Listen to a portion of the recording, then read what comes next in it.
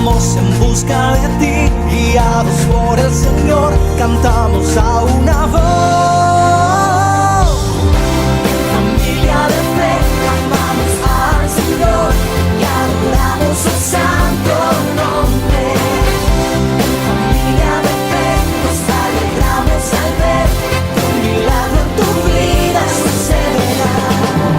Si te sientes cansado y no puedes seguir, levanta tu mirada, el cielo viene a ti.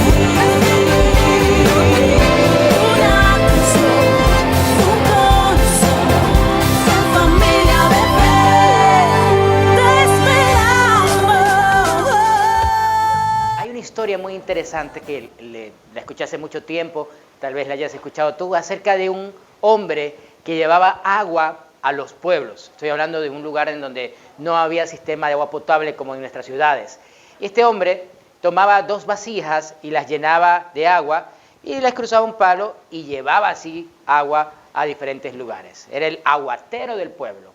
Pero una de sus vasijas se comenzó a agrietar y por las grietas todo el agua se salía, ¿no? Así que este hombre llevaba sus 2 vasijas siempre, pero una de ellas solo llegaba con la mitad del contenido. Y en este mundo inanimado de la historia, una vasija se sentía orgullosa de poder llevar todo el agua que ella quisiera y siempre llegaba llena a su lugar de destino. Así que esta vasija, muy orgullosa, le dice a la otra: yo sí puedo llevar todo el contenido del agua. Yo sí puedo hacer lo que tú no puedes hacer porque tienes grietas y por allí toda el agua o gran parte del agua se va y se filtra y no terminas llevando lo que nuestro amo pone en nosotras. La otra vasija, muy triste, se sintió desamparada, se sintió vacía y un día hablaba con el dueño, con su amo, y le decía: amo, perdóname porque yo no puedo llevar todo el agua que tú pones en mí.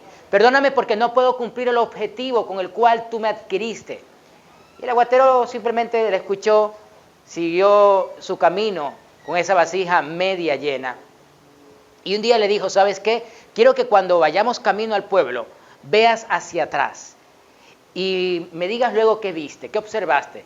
Así que la vasija que estaba con las grietas se dio cuenta que por donde ella estaba atravesando había muchas flores, había un paisaje muy hermoso. Y ella dijo: yo vi que detrás de mí había siempre flores. Y él dijo: sí, yo me di cuenta que tus grietas se estaba yendo el agua, pero aproveché eso para poner semillas de flores en el camino, para que tú las vayas regando. Y por eso hay un camino hermoso de flores, y esas flores yo las llevo a mi casa. Esas grietas que tú tienes, yo he permitido que existan para que puedas regar agua por donde transites. Y a veces nosotros somos como esta vasija, nos sentimos agrietados. Sentimos que hay situaciones que nos han arruinado la vida, pero Dios puede usar esas grietas para que nosotros llevemos bendición por donde vayamos transitando en la vida. Amén. Y por eso el tema de hoy se llama grietas. ¿Y cuántos no nos sentimos identificados con esta vasija? Es cierto, y hablábamos el otro día a través de lo que mi esposa predicaba, de que Dios cuando se arruina la vasija que está siendo moldeada por el alfarero, el alfarero, cuando se arruina la vasija que estaba haciendo, simplemente deshace y vuelve a hacer una nueva. Pero ¿qué ocurre cuando ya la vasija está terminada? La mete al horno a 1000 grados. Imagínate 1000 grados. Nosotros aquí en Guayaquil con 32 grados ya estamos, que nos ahogamos. Llegamos a la casa, nos sacamos la ropa, a veces hasta striptease, a veces que hacemos, sacamos todo porque nos ahogamos con 31 grados. Imagínate 1000 grados.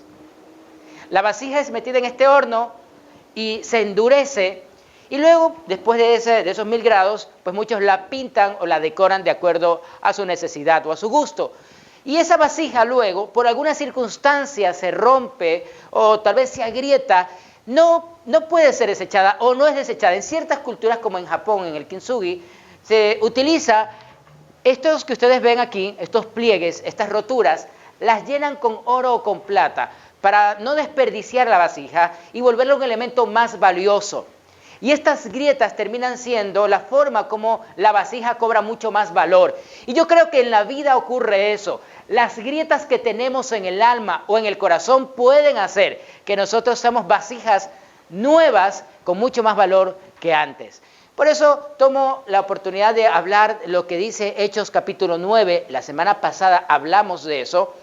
El Señor utiliza a un hombre llamado Ananías para darle un mensaje y una enseñanza a la iglesia. Ananías era un hombre del cual no se sabe mucho, pero hay algo muy importante que pasó con Ananías. Dios lo usó para ungir a un nuevo mensajero del evangelio, a un nuevo apóstol, alguien que había pasado desapercibido porque era un hombre contrario, enemigo al evangelio. Y era el apóstol Pablo, que en ese tiempo no era cristiano, era un enemigo de la cruz de Cristo. Así que Pablo iba a Damasco a matar cristianos, se encuentra con el Señor Jesucristo, él se cae y dice la Biblia que queda ciego por varios días. Y mientras eso ocurría por un lado, por el otro lado Jesús está hablando con Ananías y le dice lo siguiente: ve, porque él es para mí un instrumento escogido. Él va a llevar mi nombre a las naciones, a los reyes y a los hijos de Israel. Y ayúdenme a leer el 16. Yo le voy a mostrar todo lo que tiene que sufrir por causa de mi nombre. Y Ananías recibe una profecía para el apóstol Pablo. Ananías recibe algo que va a pasar en el futuro con este hombre y que Dios cómo lo iba a usar para llevar el mensaje a muchos lados. Esto es lo que se conoce como profecía. Y aprovecho para preguntarte en este día, ¿cuál es la profecía de tu vida? Les explico un poquito el término profecía, porque esto de pronto a veces no se entiende muy bien en nuestros países o en nuestras iglesias, porque de pronto se ha manipulado mucho este término profecía y muchas veces no se explica correctamente lo que es profecía. Muchas veces se confunde con adivinación. Yo recuerdo cuando una vez una señora llegó a la iglesia y me dijo: miren, a mí en esa iglesia me profetizan en la oreja. Y resultaba que le decían, qué sé yo, cosas que iba a pasar en el futuro. Le decían, por ejemplo, a alguien soltero con quién se iba a casar, y por eso mucha gente iba a esa iglesia, porque decían, allá profetizan. Y entonces allá iba mucho barcelonista a ver si Barcelona ganaba o qué. Y salían tristes siempre. Mucha gente va a estos lugares para que le profeticen a la oreja. Y eso no es bíblico. La profecía siempre va ligada al propósito que Dios tiene para una nación, para la iglesia o para una persona cuyo propósito está directamente ligado con la bendición o el crecimiento, en este caso, de la iglesia. Dios usa, por ejemplo, a un ángel para profetizarle a los padres de Sansón. ¿Quién iba a ser Sansón? Dios usa, por ejemplo, a un ángel para profetizarle a los padres, a dos ancianos que iban a tener un hijo, ellos eran estériles, que iban a tener un hijo llamado Juan el Bautista. Dios sí profetiza, pero la profecía más confiable en este tiempo no es la que te dicen a la oreja. La profecía más confiable en este tiempo es la que está escrita en la bendita palabra del Señor. Amén. Por eso ten cuidado con el espíritu de adivinación, que se confunde mucho en este tiempo. Esto no quiere decir que no surja un ministerio o un ejercicio profético, porque hay tiempos, ojo, hay momentos donde el Espíritu Santo comienza a mostrar cosas a personas que tienen el don de profecía. Pero esto no puede ser confundido con adivinación. ¿Sí? Siempre va directamente ligado al ejercicio ministerial. Tengan mucho cuidado, porque hay gente que aprovecha esto y dice: ay, es que Dios me ha mostrado que tú vas a ser la mujer para mi vida. Mucho cuidado con eso, ¿no? Ay, que Dios le mostró, me caso con este desgraciado que no me guste. No te dejes llevar por las emociones, porque eso también es manipulación. Amén. Uno tiene que tener mucho cuidado con esto. Dios le muestra a Ananías una profecía sobre Pablo. Él va a sufrir por causa de mi nombre. Tú también tienes una profecía. ¿Sabes cuál es la profecía de Dios para tu vida? Que tú eres un hijo amado, que Dios te va a utilizar para grandes cosas, pero tienes que ser un instrumento en sus manos. Tienes que dejarte moldear como el barro se deja moldear por el alfarero. Una profecía confiable es lo que va a determinar la palabra de Dios sobre tu vida. Y esa palabra que Dios te regala en la Biblia se llama rema. Por favor, repite esto: rema. Esa palabra, tú lees la Biblia y dices: wow, yo nunca había leído este pasaje, y sientes como que tu alma se enlaza con esa palabra. Eso es lo que se conoce como rema. Y por eso debes de leer la Biblia, para que Dios te dé profecía a tu vida. Le dé profecía a tu vida. Amén. 2 Corintios capítulo 11 en la NTV.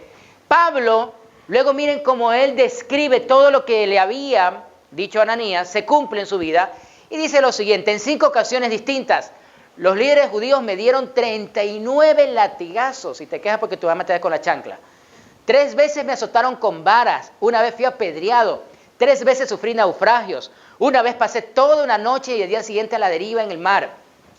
He estado en muchos viajes muy largos, enfrenté peligros de ríos y de ladrones, enfrenté peligros de parte de mi propio pueblo, los judíos y también de los gentiles, enfrenté peligros en ciudades, Guayaquil, ¿no?, en desiertos y en mares, y enfrenté peligros de hombres que afirman ser creyentes, pero no lo son. He trabajado con esfuerzo y por largas horas, y soporté muchas noches sin dormir. He tenido hambre y sed, y a menudo me he quedado sin nada que comer. He temblado de frío sin tener ropa suficiente para mantenerme abrigado. Este Pablo no era para nada millennial, ¿no? Porque un millennial, ay, no, a mí si no me dan de comer, yo no me quedo. Ay, si no, yo no tengo esto, si a mí no me van a ver. Y miren que Pablo soportaba esto por amor a Cristo. A mí me preocupa mucho el creyente de esta época que, ay no, es que si no hay aires acondicionados, yo con calor no puedo estar. Si no se alfombra la iglesia, yo no puedo ser. Nos hemos hecho muy exigentes. Pablo no estaba con, ay Señor, si tú me das esto, yo te sirvo o te sigo. No. Uno tiene que aprender en la vida a estar en las buenas y en las malas, y esto incluye la vida cristiana. Porque muchos son solamente a la hora de profecíseme, pero cosas buenas. Ahí viene prosperidad, amén. Y me va a ir bien el trabajo, doble amén. Y gana el Barcelona, triple amén. Y entonces comenzamos por las cosas buenas, amén. Pero ¿qué si dice la Biblia que vamos a tener momentos en donde el alma se nos va a agrietar? ¿Qué si dice la Biblia que hay momentos donde la vida se nos vuelve patas arriba o no? Y hay momentos donde eso va a ocurrir, y este mensaje va para aquellos que hemos tenido momentos donde el corazón se nos agrietó, donde nos dieron un diagnóstico médico que nunca esperábamos, donde nos despidieron del trabajo, se nos cerraron las cuentas, se nos cerraron las posibilidades, en donde no sabes qué hacer porque algo transformó tu vida en un desierto. Y a veces viene estas grietas al alma y uno no sabe qué hacer con ellas. Bueno, este mensaje va para todos aquellos que tenemos fe en medio de una tormenta, o que estamos atravesando la tormenta y no sabemos qué hacer con ella. Dice Pablo en 2 Corintios 11, versículo 30. Quiero que me ayuden a leerla, por favor, 1, 2 y 3. Si es necesario gloriarse, me gloriaré en lo que es mi debilidad. El Dios y Padre de nuestro Señor Jesucristo, quien es bendito por los siglos. ¿Sabes qué hizo Pablo? Se gloría en sus debilidades. Quisiera preguntarte, ¿cuál es la debilidad de la que te sientes orgulloso? Pero antes de que me digas, ay, es que yo me siento orgulloso de que nadie me gane en dormir, porque esa es de pronto la debilidad de algunos, ¿no? Nadie me gana en dormir. O hay algunos que dicen, no, es que yo como 4 platos de arroz con menestra y carne y no pasa nada. Antes que pienses que son esas debilidades, me refiero a debilidades de cosas que han pasado en tu vida, por la cual tú te sientes orgulloso porque has visto la gloria de Dios. Cuando aparece una enfermedad, pensamos que el mundo se nos viene abajo. Yo recuerdo cuando mi esposa me llamó y me dijo, ¿sabes qué? El médico dice que tengo cáncer. Y eso fue muy duro, o hay una presunción de cáncer. Fue muy difícil, fue muy duro, porque hay momentos donde literalmente no estabas preparado o no habías pensado siquiera que eso iba a ocurrir. Alguien te llama y te dice, ¿sabes qué? No vamos a tener ese contrato, o ¿sabes qué? Hasta hoy trabajas. Y el mundo te cambia de la noche a la mañana. O tu pareja te dice, ¿sabes qué? Ya no te amo, se nos murió el amor. Y el mundo cambia, tu vida cambia. Te descubrieron algo que no pensabas tener. Y a veces sucede eso. Esa debilidad me refiero. No me refiero a las consecuencias de un pecado, porque a veces la gente dice, ay, yo no sé por qué me va tan mal en la vida. Yo no sé por qué este marido me salió tan malo. Pero le preguntaste a Dios antes de casarte con él. No sé por qué me salió tan brava esta mujer. ¿Le preguntaste a Dios si esa era la mujer para tu vida? Eso es importante porque a veces decimos, no sé por qué fracaso en este negocio. ¿Le preguntaste a Dios antes de hacer ese negocio? No le consultamos a Dios. Tomamos una decisión sin consultar a Dios y después culpamos a Dios con las consecuencias de la decisión que hemos tomado. No va hacia eso el tema. Va a las debilidades, las situaciones que aparecen de forma inesperada, pero son para ver la gloria de Dios. Dice Pablo en 2 Corintios 12, cada vez él me dijo, mi gracia es todo lo que necesitas. Y ayúdenme a leer esta frase porque es muy poderosa. Mi poder actúa mejor en la debilidad. esa debilidad que tú tienes, esa diabetes que tal vez tienes, ese problema gástrico que tienes, ese problema de debilidad que hay en tu vida por una enfermedad o esa situación económica difícil, puede ser una debilidad porque Dios se va a glorificar en ella. Porque Dios va a tomar eso para evidenciar su poder.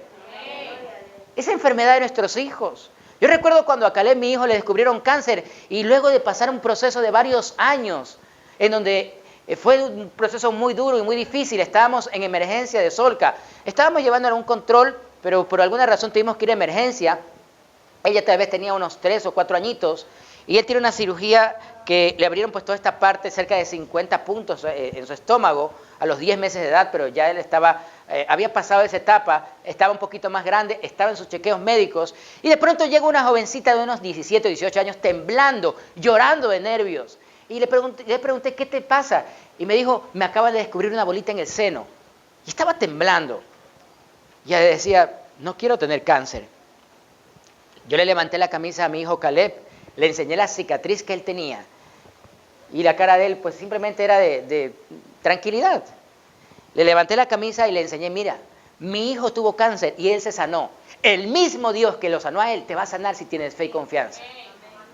Tus cicatrices pueden evidenciar el poder de Dios para otros, para que otros crean, para que otros tengan fe. Y si no me crees, mira, yo quiero que nos metamos a estudiar esta parte. Las causas de las grietas. Mira lo que dice Juan, capítulo 20, versículo 27. Una de las características o de las causas por qué esas cicatrices aparecen o esas grietas aparecen es para que otros puedan creer. Entonces le dijo a Tomás, pon tu dedo aquí, mira mis manos, mete tu mano en la herida de mi costado y ya no seas incrédulo, sino que cree. Te narro un poquito la antesala a este pasaje. El Señor Jesús se le aparece a sus discípulos. Estaban reunidos 10 de sus discípulos, ya Judas no estaba con ellos. Y Tomás se había ido a ver la novela, ¿no? Se había ido a ver el partido, estaba entretenido viendo el partido de la selección Ecuador, no sé con quién, con Argentina nos toca, ¿no? Estaba ahí, entonces... ¿Usted ha visto cuando un hombre está viendo el partido, estamos viendo el partido, no hay nada que... Se puede caer el mundo. Y yo, espérate. Se cae la mujer, no importa, espérate. Puede estar, se quema la comida y pues no importa, estamos viendo el partido. Eso las neuronas no funcionan en 2 direcciones, solo una. ¿Sí o no? Tomás no estaba en la escena. Tomás se había ido, se le aparece el Señor Jesús a sus 10 discípulos y cuando regresa Tomás le cuentan que el Señor se había aparecido. ¿Y qué dice Tomás? Si yo no meto mi mano, si no meto mi dedo en sus manos y no veo su herida en el costado, yo no creo. Y Jesús se le aparece después de algunos días y le dice, Tomás, aquí está, mete tu dedo aquí. Y aquí también está mi costado. Jesús había sido apuñalado. Recuerden que a Jesús le clavaron una lanza. Jesús conoce el puñal de la traición y el puñal físico que atravesó su costado.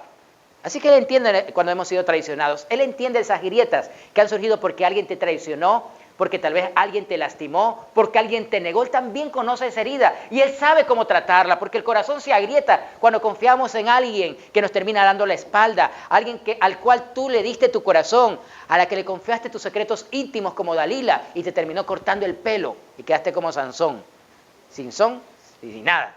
Entonces Dios toma a Tomás y le dice, hey Tomás, mete tu mano.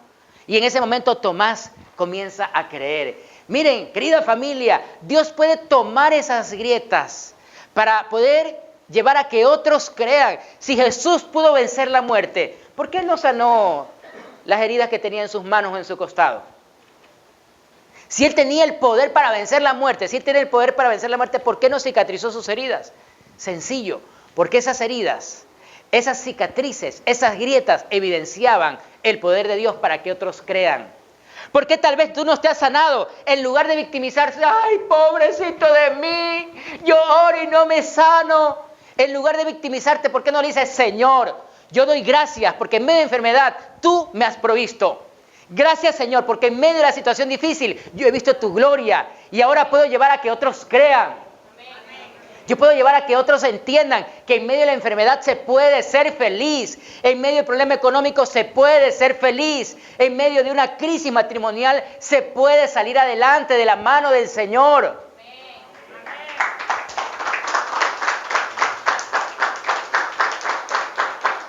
Dejemos de victimizarnos. No podemos nosotros vivir generando lástima a los demás. Ay, es que yo soy rebelde porque el mundo me hizo así.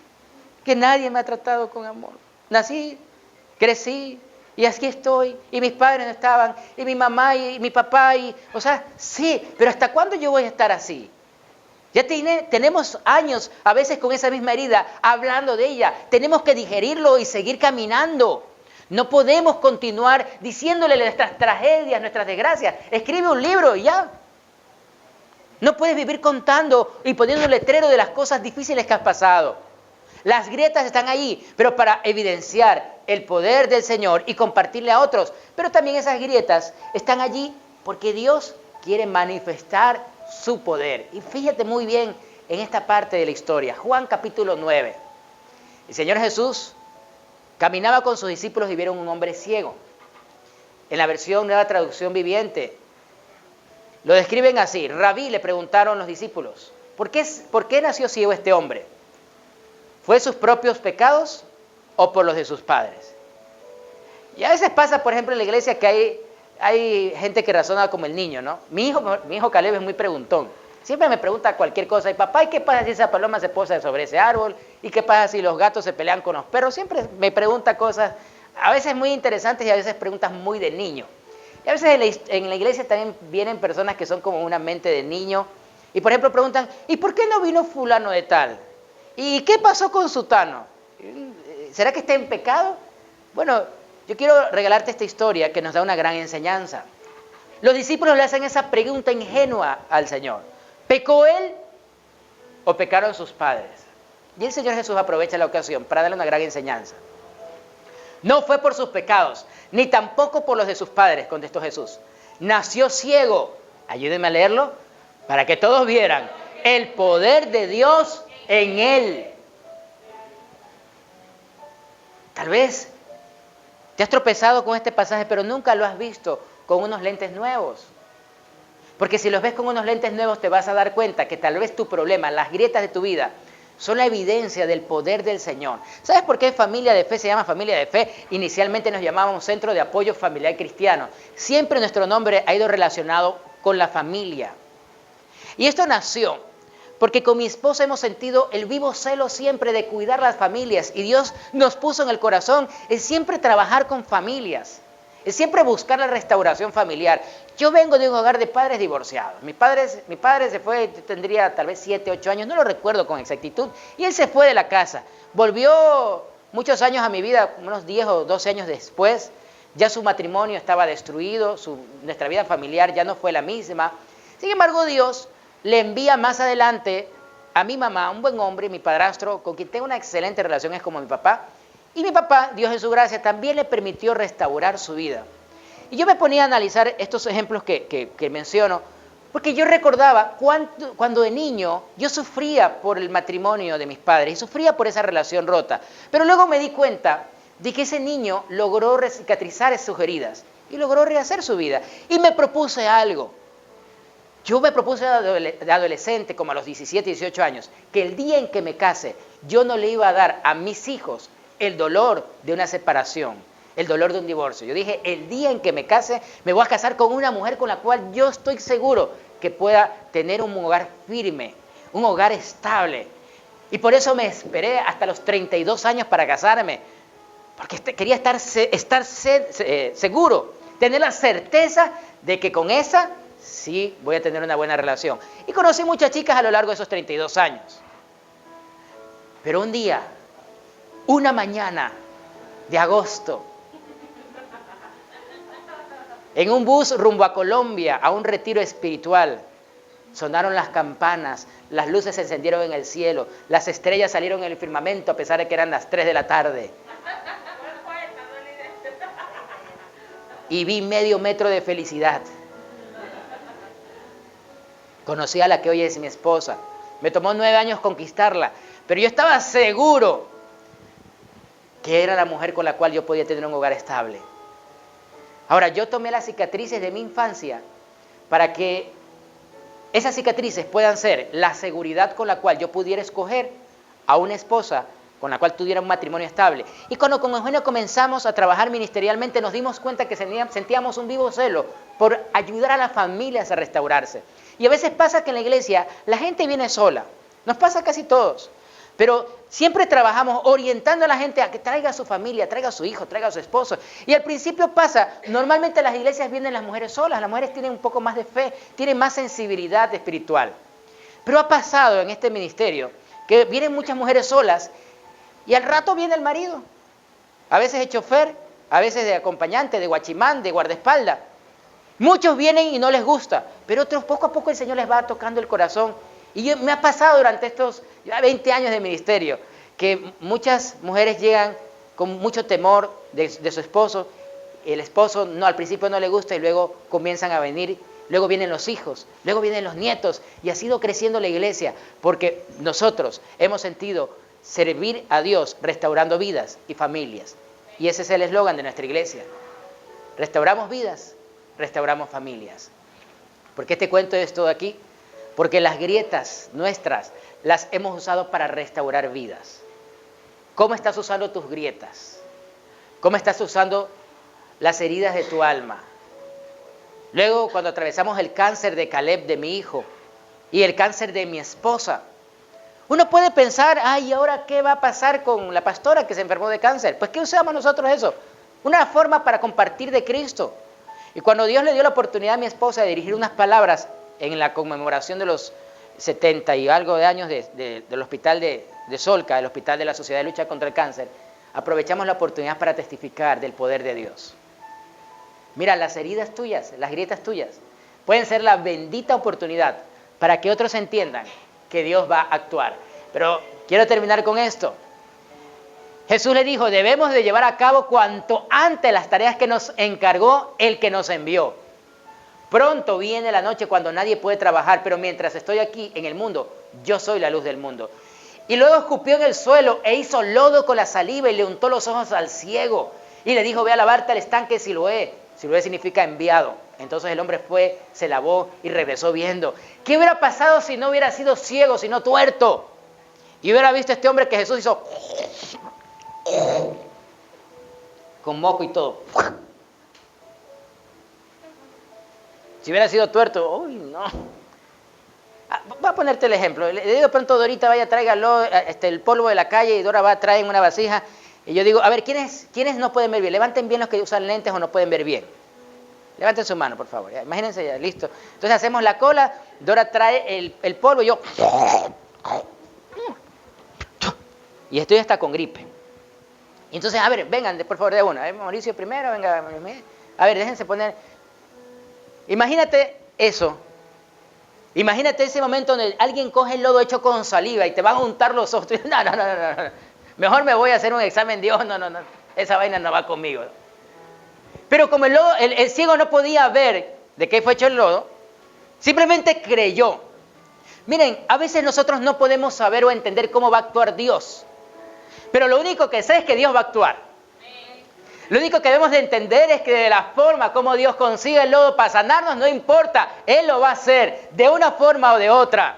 A veces Dios hace cosas impresionantes en una reunión grande. Yo he asistido a reuniones de sanidad muy grandes y hermosas, pero a veces Dios también trabaja en reuniones como esta, con poca gente. Dios puede hacer un milagro en una gran iglesia, como en una pequeña iglesia, porque Él es soberano, Él es Dios. Puede hacerlo en una mañana de sanidad o en una noche de milagros. Como puede sanarte en un tiempo como este, en una reunión de domingo, donde tal vez el estómago te está crujiendo porque ya hace hambre, hay hambre. Como puede sanarte en la cama cuando estás orando con tu devocional. ¿Sabes qué? Dios hace lodo de la nada. Y miren cómo Dios otra vez nos vuelve a traer el mismo elemento con el cual se hace la vasija, el lodo.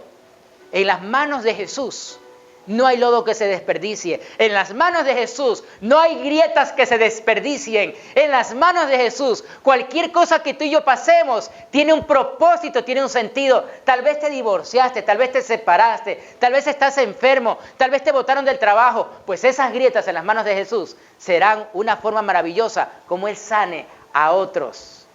Como Dios unte de fe a otros.